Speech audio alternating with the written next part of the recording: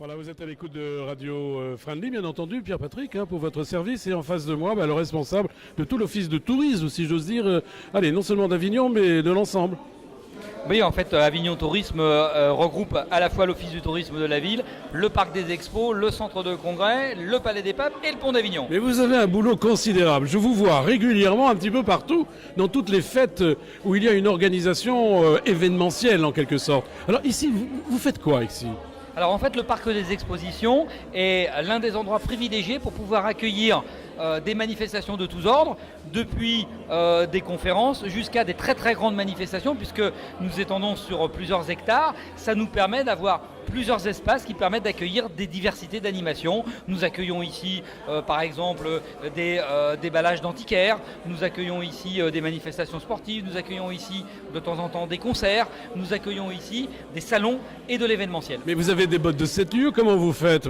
Attendez, vous avez des jambes énormes pour pouvoir relier le palais des papes ici au parc des expositions. Oui, bon, vous savez, ça se fait assez bien. Il suffit de bien savoir comment on procède et ça pose aucun problème. Non, plus sérieusement, c'est vrai que nous essayons de développer de plus en plus des liaisons faciles entre le parc des expositions et le centre-ville, parce que c'est une vraie complémentarité entre les deux. Mais en tout cas, vous avez un boulot sensationnel parce que c'est un boulot qui relie le bonheur à la culture.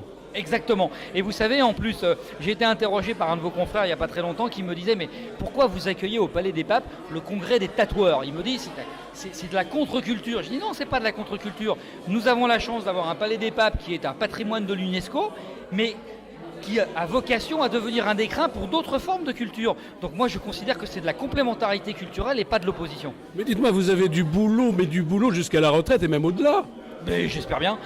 Moi j'ai l'impression qu'Avignon, mais peut-être grâce à vous, parce que vous êtes en train de développer tout ce tourisme, toute cette intelligence en tous les cas, autour d'Avignon, autour de toutes ces de tous ces événements en tous les cas. Vous développez ça avec un plaisir immense, une grande passion, comme le cheval, tiens, cheval passion.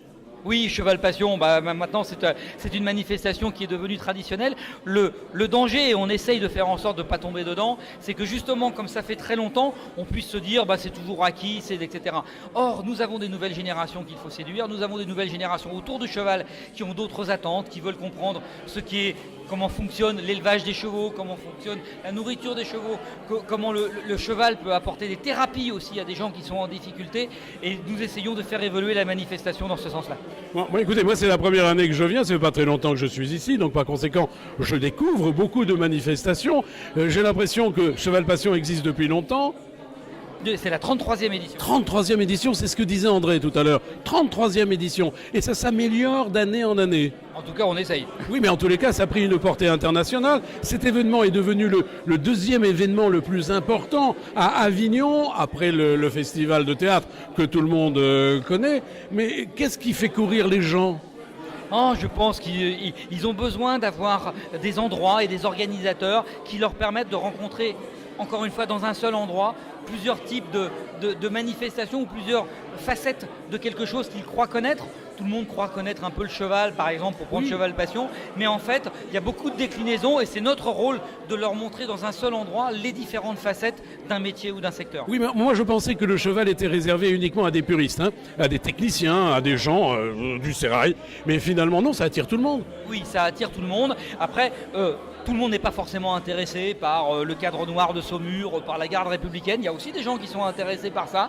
Donc à nous de proposer une diversité d'animations qui correspondent pour telle ou telle animation aux besoins de telle ou telle clientèle. Alors comment ça se passe sur le terrain ? C'est-à-dire que vous allez faire une table ronde avec différents partenaires, parce que vous êtes le tourisme et puis il y a les autres qui sont là aussi. Et vous discutez longtemps à l'avance de l'organisation, du programme. Comment vous faites ? C'est pas évident quand même. Non, c'est pas évident, mais finalement, vous savez, quand vous le disiez vous-même, quand les gens sont motivés, c'est assez facile.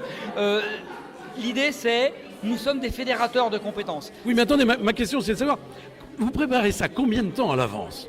D'une année sur l'autre. D'une année sur l'autre, c'est-à-dire vous arrêtez par exemple, je sais pas, hein, le fin janvier, et vous recommencez immédiatement? Pas pour la partie technique, parce que la partie technique est rodée, ça Bien on sûr. le fait dans les dernières semaines. Évidemment, on bloque à l'avance les espaces pour être sûr de ne pas mettre d'autres manifestations, qu'il n'y ait pas de souci. Ça c'est notre job d'organisateur.